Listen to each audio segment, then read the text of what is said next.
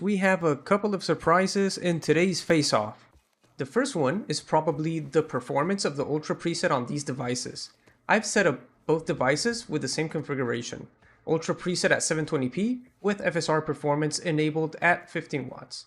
If we look at the average FPS here, we can see that they're both practically tied. However, if we delve deeper into the stats, we can see that the minimum FPS on the Ally is 13% higher.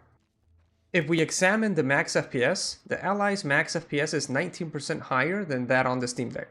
These numbers might not seem like much, but they're just enough to make the game 100% playable on the Ally, while it will be struggling on the Steam Deck. Battery life is comparable on both devices, and you can expect to get around 1 hour and 40 minutes of gaming out of both the Steam Deck and the Ally. There aren't any surprises regarding temperatures. The Steam Deck runs hot, while the Ally operates cool and silent. So, considering the previous results, I thought that it might be because FSR performance benefits from having more CPU cores and threads. With that in mind, I then decided to explore the opposite side of the spectrum and set up both the Steam Deck and the Ally with a low preset at 720p and FSR performance, still utilizing 15 watts.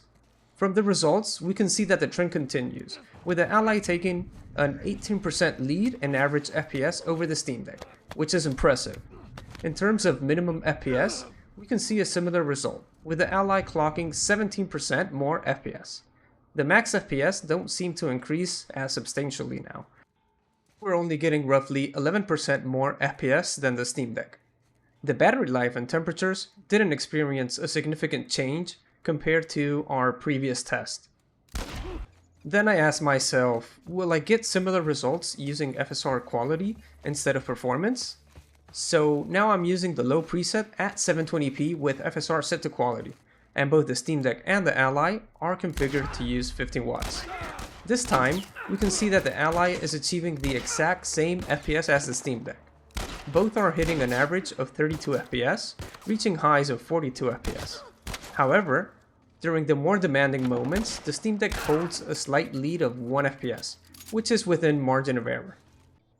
Next up, I want to test the medium preset with FSR balance.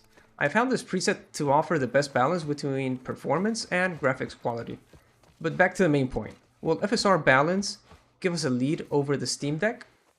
And if it does, will it provide as much lead as FSR performance, or something in between? Let's take a look. So it seems pretty much the same situation as when we used FSR quality. Both the Ally and the Steam Deck managed to achieve roughly the same FPS now. They're averaging 32 FPS, dropping down to 26 in some of the most graphically intense moments. And on the higher side, the Ally seems to have a slight lead over the Steam Deck, but it's nothing to write home about. Now I'm going to move on to the Ally's weak point, setting the APU to 10 watts. I won't be using FSR performance now, since I want to see if the Ally can match the Steam Deck's performance at 10 watts. And as expected, the game is unplayable at 10 watts on the Ally. I'm getting an average of 18 FPS, the highest FPS the Ally has managed to pull off is 20, and during the demanding moments, the Ally's FPS dropped to 16. On the other hand, the Steam Deck performed really well at 10 watts, averaging 29 FPS, hitting lows of 24 FPS, and getting up to 37 FPS in less demanding areas. With these settings, I noticed that we also get much better battery life since the APU is utilizing less power. You can expect to get around 2 hours and 15 minutes of gameplay on both devices. Now, before we jump into the results, I want to compare the Ally in turbo mode at ultra settings with FSR performance at 720p, against the Steam Deck at 15 watts with the exact same settings. It's a bit unfair, but it is what it is. And as expected, the Ally completely outperforms the Steam Deck.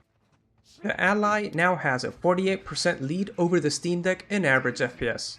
The minimum FPS sees a similar trend, with the Ally achieving a 43% lead this time. As for the maximum FPS, we're seeing a similar result. The Ally is outperforming the Steam Deck by a whopping 69%, which is really impressive, but not a 2x performance increase. However, the battery life of the Ally will take a hit at 25 watts, as we'll be getting roughly an hour of battery life.